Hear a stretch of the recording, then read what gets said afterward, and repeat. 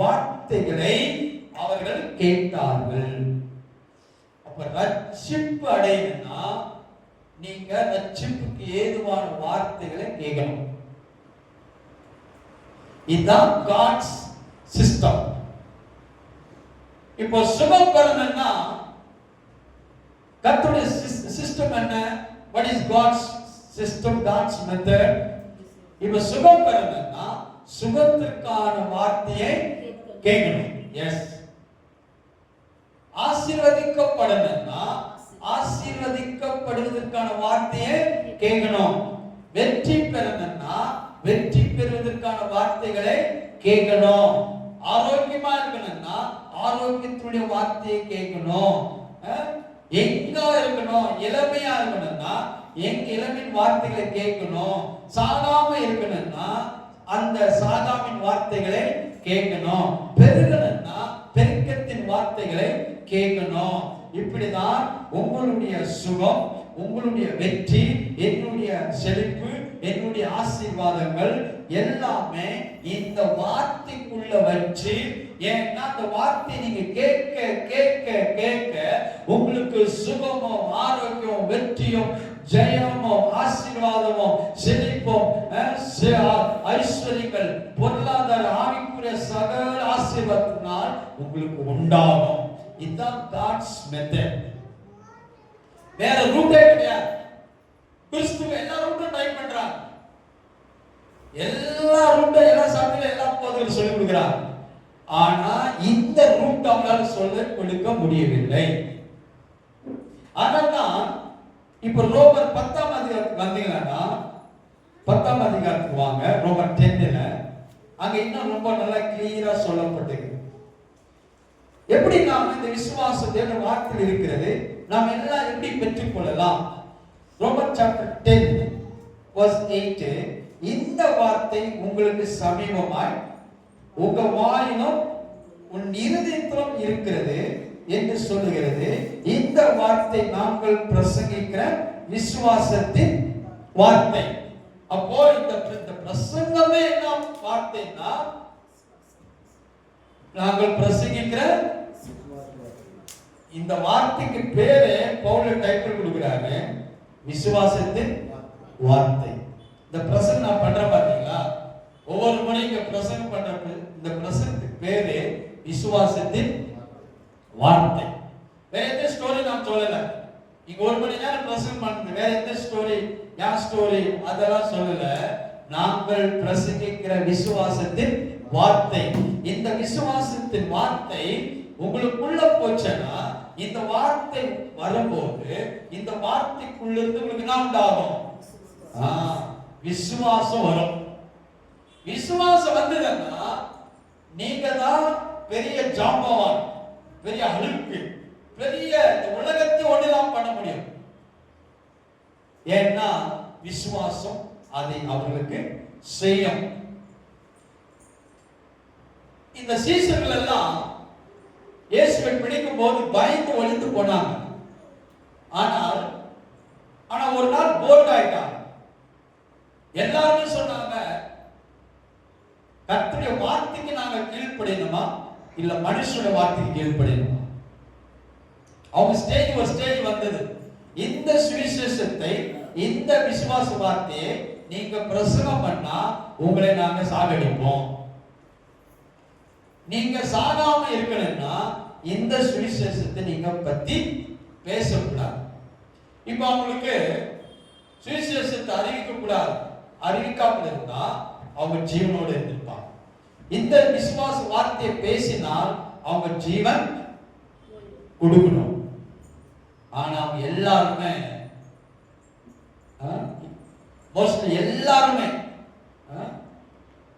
தன்னுடைய வாழ்க்கையை ஜீவனாக ஒப்பு கொடுத்தாங்க, சாதுக்கு ஒப்பு கொடுத்தாங்க. ஏன்னா அவங்களுக்குள்ள அவ்வளவு பெரிய ஒரு போல்ட்னஸ் வந்தது. எப்படி போல்ட்னஸ் வந்தது? அவங்களுக்குள்ள என்ன இருந்ததுன்னா விசுவாசம். விசுவாசம் இருந்ததுனால்தான் எங்க ஜீவனே போனாலும் பரவாயில்ல, இந்த வார்த்தை, விசுவாசத்தின் வார்த்தை நாங்கள் உலகம் எங்கும் பிரசங்கிப்போம். ஏன்னா இந்த விசுவாசத்தை நாங்கள் பிரசங்கிக்கிற இந்த விசுவாச வார்த்தை, நீங்கள் கேட்கிற இந்த விசுவாச வார்த்தை.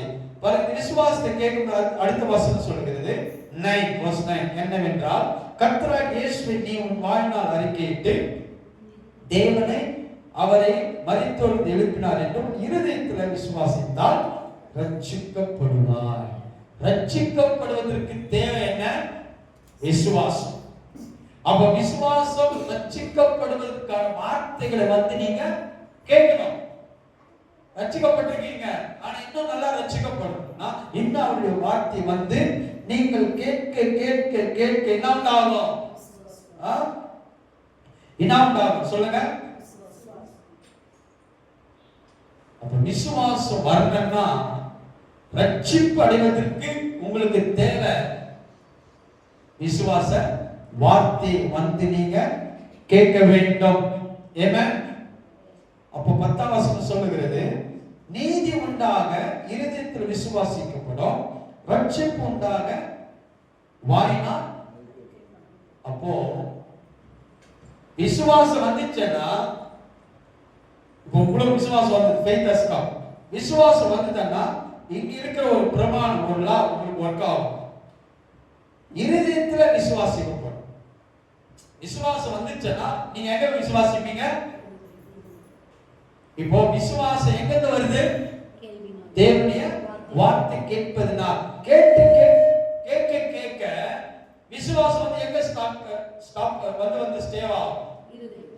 அதெல்லாம் சொல்றது, நீதி உண்டாக இருதயத்தில் விசுவாசிக்கும். இல்லைங்களா? இந்த இருதயத்தை பத்தி எல்லாம் இன்னும் நிறைய பேச போறோம். இன்னும் நான் ஆரம்பிக்கிறேன். இது எல்லாம் இன்ட்ரோடக்ஷன் தான். இன்னும் டீப்பா போக போறோம். இப்போ of faith process அப்படின்னா விசுவாசம் எங்கிருந்து வருது, விசுவாசம் உண்டாகிற இடம் எது, விசுவாசம் எங்கிருந்து ஆரம்பிக்குதுன்னா நீங்க கேட்கிற தேவனுடைய வார்த்தை. அந்த வார்த்தைக்குள்ள விசுவாசம், விசுவாச வார்த்தை வந்ததுன்னா நீங்க ரட்சிப்பு உண்டாகும். இப்ப இந்த விசுவாசம் கேட்டுட்டே இருக்கும் போது எங்க போய் நிக்குது? உங்க இருதயத்தில், வேற எங்கேயும் கிடையாது. அதனால்தான் நீதி உண்டாக இருதயத்தில் விசுவாசிக்கப்படும். அப்ப இருதயத்தில் விசுவாசித்தீங்கன்னா இருதயத்தில் நிறைவினால், இது ஒரு லா, the God's law. அதான் ஒரு மனிதனுக்கு ஆண்டவர் தான் செட் பண்ணிட்டார். இருதயத்துல நிரம்பினதுன்னா வாயினால் பேசப்படும். ஏன்னா இது பைபிள், கர்த்தர் உண்டாக்கப்பட்ட சிஸ்டம். இருதயத்தில் விசுவாசிக்கப்படும், ரட்சிப்பு உண்டாக வாயினால் அறிக்கை பண்ணப்படும். அப்போ இருதயத்துல விசுவாசித்தீங்கன்னா வாய் உங்களை பேச ஆரம்பிக்கும். இருதயத்துல என்ன விசுவாசிக்கிறீங்க? இருதயத்தில் உங்களுக்கு விசுவாசம் இருந்தா விசுவாச வார்த்தைகளை பேசுவீங்க. இருதயத்தில் அவிசுவாசம் இருந்தா வாயில எதுனா பேசுவீங்க. அதனால்தான் இருதயத்தின் நிறைவினால் வாய் பேசும். அப்போ உங்க இருதயத்தை நிரப்புவது எது? எதை கண்டுபிடிக்க முடியும்? வாய். கொஞ்ச நேரம் ஒரு 10 நிமிஷம் பேசினால பிக்சர் நல்லா தெரிஞ்சிடும் உள்ள என்ன இருக்குது. இந்த லா, இந்த சக்தி தான் நமக்கு தெரியாம இருக்குது. கொஞ்ச நேரம் பேசி பாருங்க, அவங்க எதை பேசுறாங்கன்னு இங்க வாய் தான் காட்டி கொடுக்கும். உள்ள இருக்கிறத வெறும் கஷ்டத்தையே பேசுறாங்கன்னா உள்ள என்ன நிரம்பி இருக்கும்? வெறும் தோல்வியிலே பேசுறாங்கன்னா உள்ள என்ன நிரம்பி இருக்குது? இது ஒரு லா. இது வெறும் வியாதியே பேசுறாங்கன்னா உள்ள என்ன நிரம்பி இருக்குது? சொல்லுங்க, வியாதி. ஏன்னா இது ஆண்டவர் ஏற்படுத்தின ஒரு பிரின்சிபல்ஸ், ஸ்பிரிச்சுவல் லா மாதிரி. இருதயத்தின் நிறைவினால் வாய் பேசும். இப்ப ரட்சிப்பு உண்டாகுனீங்கன்னா பேசணும் விசுவாச வார்த்தை. சுகம் வரணும்னா பாருங்க, அதெல்லாம் இருக்குது. இன்னும் ஆரம்பிக்க போறோம்.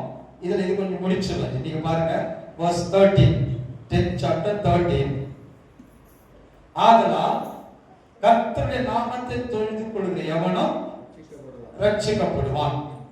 அவரை விசுவாசியாதவன் எப்படி அவரை தொழுது கொள்வார்கள்?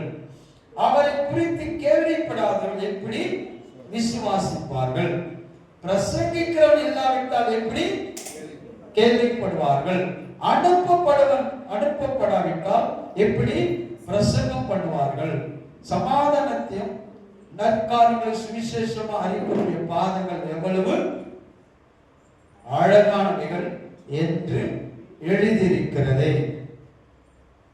சொல்றாரு, அனுப்பப்பட்டால் எப்படி, படாவிட்டால் எப்படி பிரசங்கம் பண்ணுவார்கள். அடுத்த வசனம் சொல்லுது, சுவிசேஷத்தை எல்லாருக்கும் கீழ்ப்படியவில்லை. அதை குறித்து ஏசியா கர்த்தாவை நாங்கள் முகமுகமாக கேள்விப்பட்டதை விசுவாசிக்கத்தக்கவன் யார் என்று சொல்லுவான். அடுத்து சொல்லுகிறது, ஆதலால் விசுவாசம் கேள்வினால் வரும், கேள்வி தேவனுடைய வார்த்தை இப்படி இருக்க, அவர்கள் கேள்விப்படவில்லை என்றால் கேட்கிறவன் கேள்விப்பட்டார்கள், அவைகளின் சத்தம் பூமி எங்கும், அவைகளின் வசனங்கள் பூச்சக்கரத்தை கடைசி வரைக்கும் சொல்கிறது. ஏன் பிரசங்கம் ரொம்ப முக்கியம்? இங்க ஒரு பெரிய கொஸ்டினை வைக்கிறார். ஒருவன் ரட்சிக்கப்படணும் என்றால் அவன் முதலாவது ரட்சிக்கப்படணும். அவன் ஆண்டவரை தொழுது கொள்ள வேண்டும் என்றால் கேள்விப்பட வேண்டும். அவன் விசுவாசிக்க வேண்டும் என்றால் பிரசங்கம் பண்ண வேண்டும். அவன் அனுப்பப்பட்டால் பிரசங்கிப்பான்.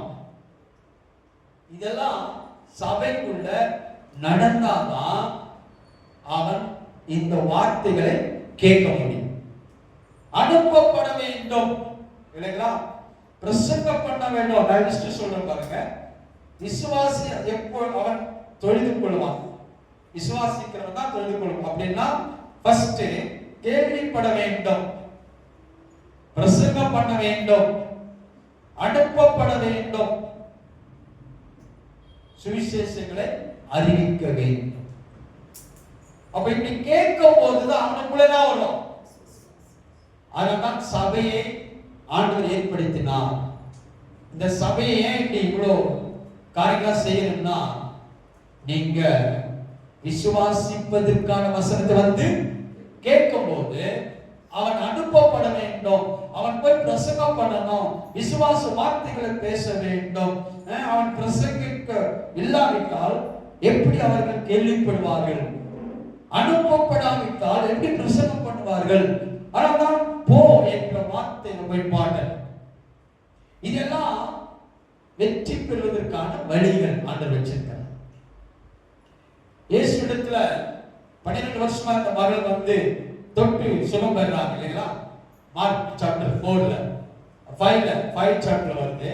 இப்ப அந்த அம்மா வஸ்திரத்தை தொட்ட உடனே அந்த அம்மா சுகமாயிட்டாங்க இல்லைங்களா? அப்ப இயேசு சொல்றாரு, என்னை யார் தொட்டது? அப்போ எல்லாம் நடக்கிறது. இந்த அம்மா நான் தான் தொட்டேன் அப்படின்னு. அப்ப அந்த அம்மா கிட்ட என்ன சொல்றாங்கன்னா, உன் விசுவாசம். அப்போ சுகத்திற்கு என்ன தேவைப்பட்டது? விசுவாசம். பைபிள்ல நிறைய எக்ஸாம்பிள் இருக்கு. மரித்த போயிருந்த அந்த மரித்தவர்களை பார்த்து தகப்பனத்துல கேட்கிறாரு, யாரிடத்துல நீ விசுவாசித்தால் விசுவாசித்தல்ல அவள் பிழைப்பாள். அப்போ அந்த மரித்து போன மகளுக்கு எழுப்பினது எதுதான்? விசுவாசம். லாசரு முன்னாடி அந்த அவங்க சபைக்கு சொல்றாரு, நீ விசுவாசித்தால் தேவ மகிமை காண்பாய். அப்போ விசுவாசத்தினால் மரித்தவனை எழுப்ப முடியும், விசுவாசத்தினால் வியாதியை சுகமாக்க முடியும், விசுவாசத்தினால் நாம் ரட்சிக்கப்பட முடியும். இப்போ இயேசு அவங்க சீசன் எல்லாம் கடல்ல படகுல போய் கொண்டிருக்காங்க. பெரிய காற்று கடல் எல்லாம் அடிச்சு கொந்தளிக்குது. சீசு சொல்றாங்க, நாங்க சாக போறோம், நீங்க மாத்திரம் நல்லா தூங்குறீங்க அப்படின்னு. அப்ப இயேசு எழுந்து காற்று கடலை அதற்றினா இல்லைங்களா? மதில் ஆயிடுச்சு. ஆனா சீசுல பார்த்துனா கேட்டா தெரியுமா? Where is your faith? அற்ப விசுவாசிகளே, ஏன் சந்தேகப்பட்டீங்க? அப்ப காற்றையும் கடலையும் அடக்கணும் அப்படின்னா தேவை. இதுதான் பைபிளுடைய பிக்சர். இந்த போதனை, இந்த சத்தியம் உங்களுக்குள்ள போச்சேன்னா நான் எதை பெறனாலும் எனக்கு என்ன தேவை? இப்ப நான் எதுவுமே பெறலன்னா உங்களுக்கு என்ன இல்லை? விசுவாசம். இதுதான் சத்தியம், இதுதான் கர்த்தருடைய வழி. வேற எந்த வழி ஆண்டவர் வைக்கல. ஆனா மனுஷர் நமக்கு வைத்திருக்கிறார்கள். கர்த்தர் வைத்த ஒரு வழிதான், விசுவாசத்தினால் தான் எல்லாம் பெற முடியும். அது ரட்சிப்பா இருக்கலாம், சுகமா இருக்கலாம், வெற்றியா இருக்கலாம், ஆசீர்வாதமா இருக்கலாம், செழிப்பா இருக்கலாம், ஐஸ்வர்யா இருக்கலாம். எந்த ஸ்பிரிச்சுவல் பிளெஸிங்கோ, எந்த மெட்டீரியல் பிளெஸிங்கோ, எந்தெந்த திங்ஸ் உலக பிரகாரமான எல்லா ஆசீர்வாதங்களும் பெறுவதற்கு ஆண்டவர் வைத்திருக்கிற வழி விசுவாசத்தினால் தான். வேற எந்த வழியும் கிடையாது. அப்ப இங்கிருந்து பாருங்க, எனக்கு ஏன் வரல? பணம் ஒரு பிரச்சனை கிடையாது, பொருளாதார ஒரு பிரச்சனை கிடையாது, அது இது நமக்கு எதெல்லாம் ஒரு பிரச்சனை நினைக்கிறோம், அது பிரச்சனை கிடையாது. விசுவாசம் இல்லை நமக்குள்ள. என்ன இல்லை? விசுவாசம் இல்லை. நல்ல வேலை வந்தா நான் நல்லா ஆயிடுவேன், நல்ல சம்பளம் வந்தா நான் நல்லா, அதெல்லாம் இல்லைங்க. அதெல்லாம் டெம்பரரி. உனக்குள்ள என்ன இல்லை? விசுவாசம் இல்லை. உங்களுக்குள்ள விசுவாசம் இல்லை.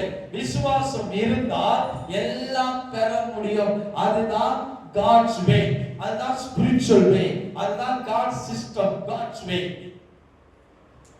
இந்த மாதிரி பைபிள்ல நிறைய சம்பவங்கள் இருக்கு. அப்ப எதெல்லாம் பெரும்படி வச்சுட்டாருன்னா விசுவாசத்தினால். அப்ப எதுவுமே பெறலன்னா கிறிஸ்துவுக்கு என்ன இல்லை? அவங்க உபவாசம் பண்றாங்க, அவங்க கண்ணீர் விடுறாங்க, கெஞ்சுறாங்க, மண்டாடுறாங்க, ஆண்டுடைய சிங்காசனத்தை உழுக்குறாங்க, என்ன வேணாலும் பண்றாங்க. ஆனா ஒரு 0.000.1 கூட நடக்க மாட்டேங்குது. ஏன்னா அவங்களுக்கு காட் சிஸ்டம், ஹெவன்லி சிஸ்டம், பரலோகத்தின் ராஜ்யத்தினுடைய நீதி தெரியவில்லை. ஆனாதான் ரோமர் 4ஆம் அதிகாரத்துல அருமையா கேள்வி கேட்கிறார் பால். ஆபிரகாம் எப்படி நடந்ததோ அதே மாதிரிதான் உங்களுக்கும் நடக்கும், எனக்கும் நடக்கும். விசுவாசத்தினால் தான் பெறப்படி. எல்லாத்தையும் வச்சிட்டேன். எல்லாமே நீங்க என்ன தேவை உங்களுக்கு? அதெல்லாம் எதுல பெருமடி? விசுவாசத்தினால் தான். விசுவாசம் இல்லாம பரலோகத்துக்கு ஒரு பின்னு கூட எடுக்க முடியாது. அதனால நீங்க ஒண்ணே எடுக்கல. கிறிஸ்துவங்க ரொம்ப பரிதாப நிலையத்தில் இருக்கிறாங்க. ஏன்னா எதுவுமே அவர்களால பெற முடியவில்லை. ஏன்? அவங்களுக்குள்ள என்ன இல்ல? விசுவாசம் இருந்தாதானே. விசுவாசம் இருந்தாதான் நீங்க எல்லாம் பெறுவதற்கு வழி. அது இல்லைன்னா உங்களால் என்னால இன்னும் 1000 வருஷத்துக்கு கூட கிறிஸ்துவர்கள் இப்படிதான் இருப்பார்கள். ஏன்னா ஆண்டவர் ஏற்படுத்தின ஒரு நீதி இதுதான். God's method, God's way. அதான் விசுவாசத்தினால் பெரும்படி இவையெல்லாம் நமக்கு எழுதப்பட்டிருக்கிறது. பவுல் சொல்றார், அப்படியே விசுவாசிக்கிற நமக்கும் நடக்கும். உங்களுக்கு எப்படி நடக்கும்னா வேற எந்த வழியும் கிடையாது. எந்த வழியை முயற்சி பண்ண வேஸ்ட். ஆனா விசுவாசத்தின் வழியில நான் போக போறேன். விசுவாசம் எங்க வரும்? கர்த்தருடைய வார்த்தையை கேட்க.